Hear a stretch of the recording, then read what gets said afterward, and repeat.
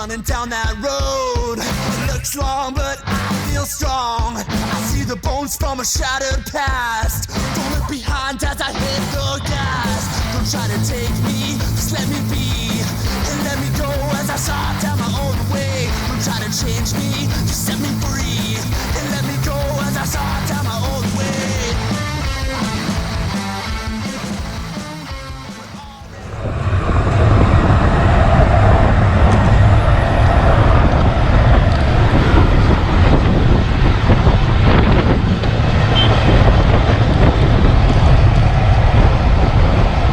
Drafting off the bulldozer.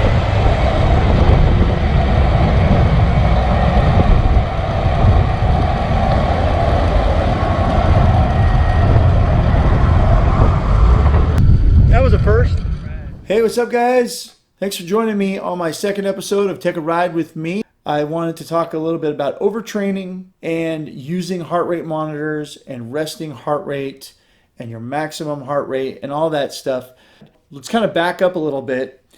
Beginning of probably around middle of August, I was really training hard, and I'd already surpassed my monthly hours of riding.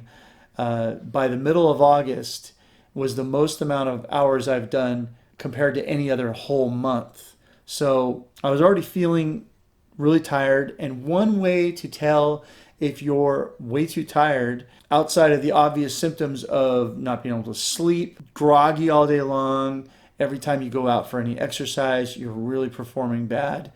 There's some obvious symptoms right there. But an easy symptom to realize if you're overtraining and need to take some days off is to use a heart rate monitor. And I just use a Fitbit Versa, inexpensive, and basically just takes your pulse. I don't use it for all the other features like most like Apple Watches have and apps and everything, but I pretty much am using it for my heart rate and also to figure out if I'm sleeping enough, because this thing knows when you go to sleep, because all of a sudden your heart rate goes really low and it stays consistently low until you wake up, and then when you get up to go to work or whatever, then your heart rate pops up. So it's very accurate. One of the ways you can tell if you're overtraining or if you're training properly is your resting heart rate. As you get more fit, your resting heart rate's going to go down. So my resting heart rate at the beginning of August was like 61 or 62 beats a minute. By the middle of August, it was down to 55, but I was starting to really feel dragging. I was really tired. I was really grumpy. Definitely sleep was not too well. Half as good on my rides. My performance was decreasing. So my band that I'm in happened to be going on a small tour. So naturally, I wasn't going to be on the bike. So it was perfect timing because I stopped right when the heart rate started shooting up. So what happened was, and if you look at this graph here, you can see from my Fitbit Versa, their website, their app, you'll see that my heart rate was 61, then it worked its way down to 55, and then all of a sudden it shot back up. Well, it shot back up because I was overdoing it. I was letting that enthusiasm actually work against me.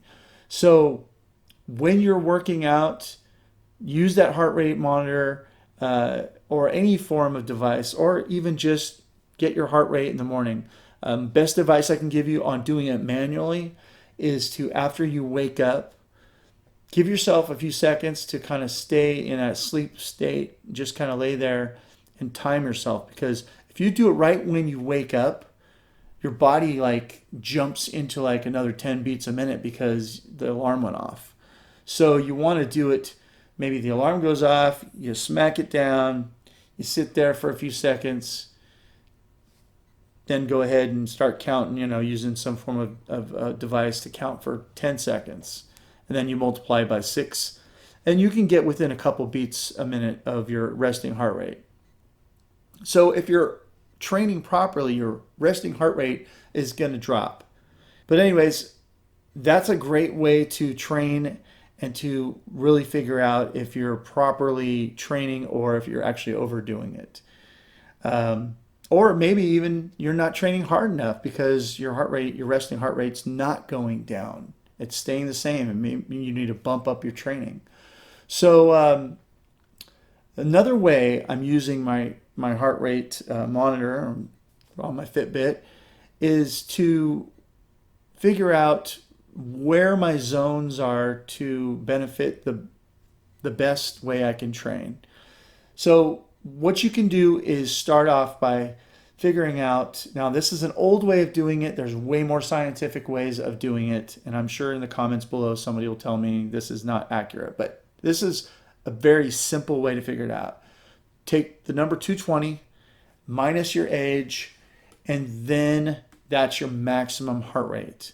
So 220 minus 50, actually I'm 49, but let's just say 50. That means my maximum should be right around 170. That's my maximum heart rate. So now you want to figure out what the different zones are for burning fat. And you can find all this information online. I'll just Google it if you want to get into detail. But, you know, if my maximum heart rate is 170, then if I'm holding 140 to 150 and 160, that's significant work. If you're probably between, 120 and 130, that's its own zone. So you just find out what zones you should be in based on your age and also your fitness ability too. Just because if you're a really in shape person at 50, well, your zones are going to be different than mine for somebody that's trying to get into shape. Another simple way to gauge if you're working hard enough, I was told, and it's totally true, is if you can carry on a good conversation, then you're probably not working hard enough. Maybe you increase the tempo of whatever it is you're doing. So for me, if I'm cycling with a friend, carrying on a conversation, then I'm probably not working hard enough. But as soon as we hit a hill and I start to push it and I'm in that 160 beats a minute, there's almost no way I can talk because I'm just gasping for air.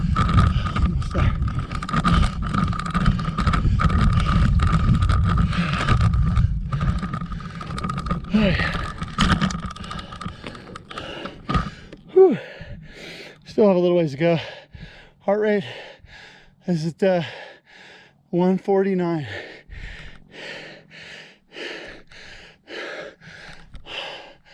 Told you I'd show you all the warts and all. This is where the work gets done that nobody sees.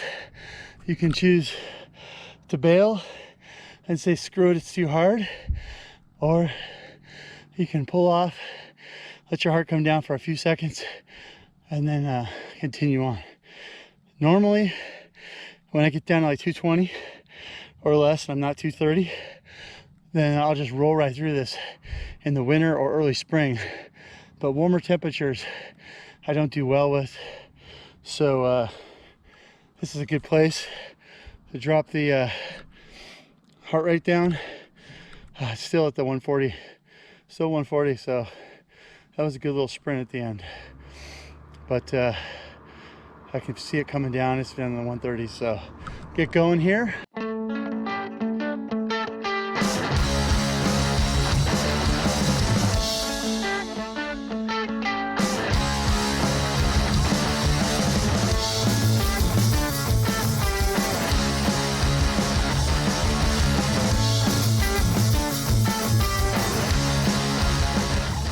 Using the heart rate monitor, you can also do things called intervals.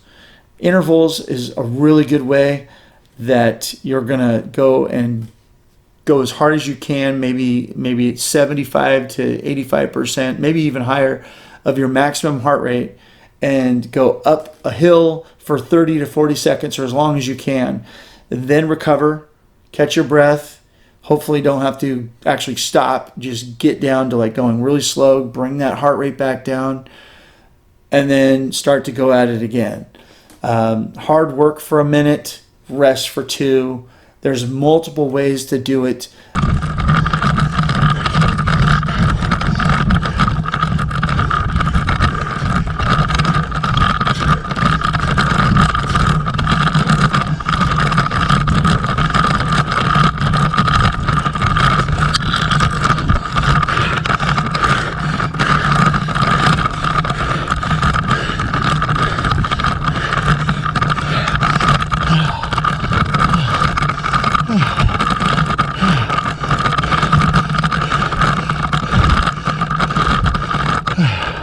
Heart rate 165. Recover time, spin, nice and easy. So Mines Road is this road that connects Livermore all the way. It goes to San Jose eventually, but it's one of the last what I call country roads because it's literally starts at the edge of our town in Livermore, California, and then takes you right through the hills and mountains.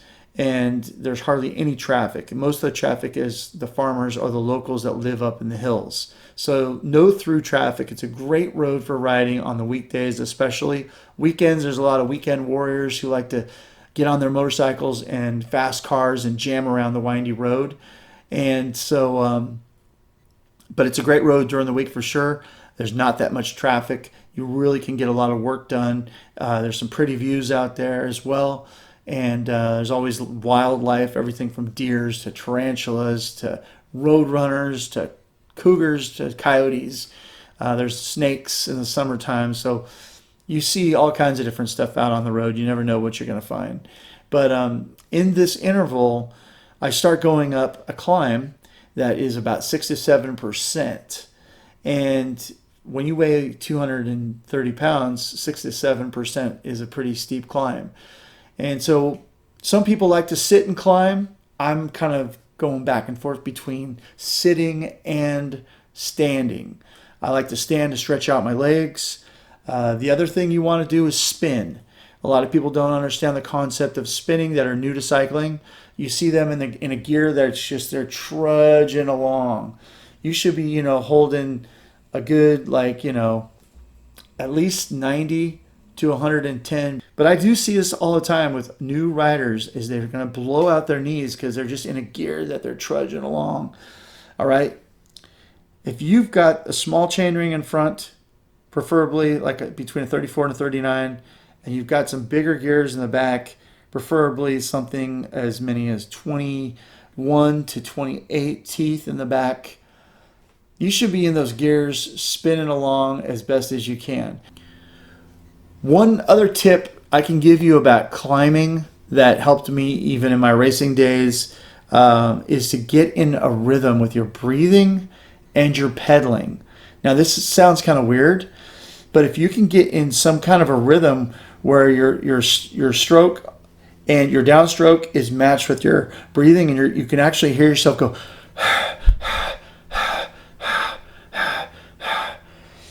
and get into this rhythm with your spin and your breathing. Unfortunately, I'm a mouth breather. I'm not a nose breather. It's just the way it is. So I sound like a freight train coming up the hill.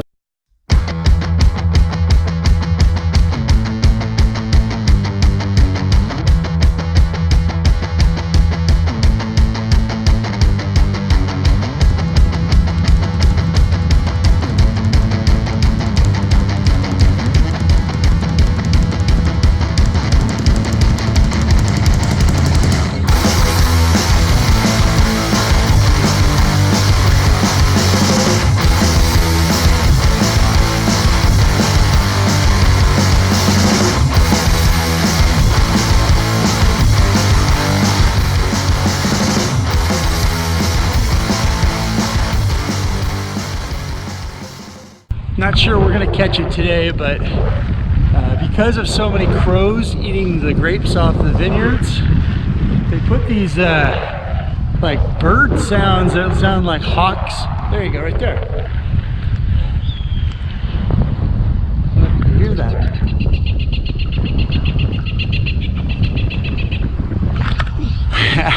Well, that was on cue. I didn't plan that. I don't know if you can hear that over the GoPro. But it freaks me out once in a while. There'll be like these big old booms and crazy bird noises going on when you least expect them in these vineyards. That keeps the crows from eating the grapes.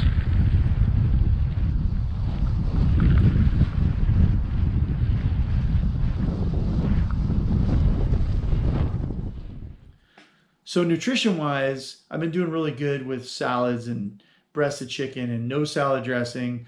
And instead of eating a Reese's peanut butter cup or Snickers, I've managed to transition to the low sugar kind almond bars that have like dark chocolate. It's like 5 grams of sugar. I've switched up our yogurts to low cal and low sugar yogurts, eating way more fruit as a so-called treat. But I am going to say that every weekend I am going to let myself have something that would be considered a cheat, because I think once a week isn't going to hurt, and it gives me a little bit of something to go for, to be good for the whole week, and then get to the weekend and have a piece of pizza or an actual, hot fudge sundae or something that I wouldn't eat all week. So doing pretty good on that front. No donuts, no pizza lately. Stayed away from burgers and sodas, obviously beer. When I was with my band on tour, we did have a few beers, but I kept a gallon of water with me at all times and was chugging that. So I've been doing good and keeping up with the nutrition side of things and not eating crap and drinking crap. I've kind of fallen in love with GT's kombucha, the watermelon flavored one. So been drinking that instead of energy drinks like your rock stars and all that. So I feel pretty confident that I'm doing good. Last weekend I went to cash my check, and they have cookies there. And I normally always grab a couple cookies every time I cash my check at my bank. Did not grab a cookie. So that was a little victory right there. And overall, pretty happy with it. And so it's time for the weigh-in, all right? You guys ready for this? Started at 231 2 weeks ago. Originally it was 243 January 1st. And I started this vlog just recently, but I had been already trying to lose weight. So 243 2 weeks ago, I was down to 231. So I only lost like 12 pounds from January to late July, which isn't much. And my goal is to lose about 1.5 pounds a week. I think that's the healthy route of doing this. So here we go. Here it is, right here. Getting on the scale, and it is, drum roll, 227. So there we go, 227. That's making progress. My goal is 195. So that means I've got 32 more pounds to go. Holidays coming up. That's going to be the true test.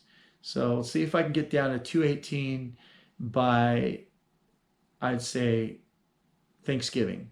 218 is the goal. So 9 more pounds by Thanksgiving is my next mini goal. So hope you guys enjoyed this episode, and I appreciate you guys taking the time. Just remember, it doesn't matter how old you are, what shape you're in, just get out and pedal.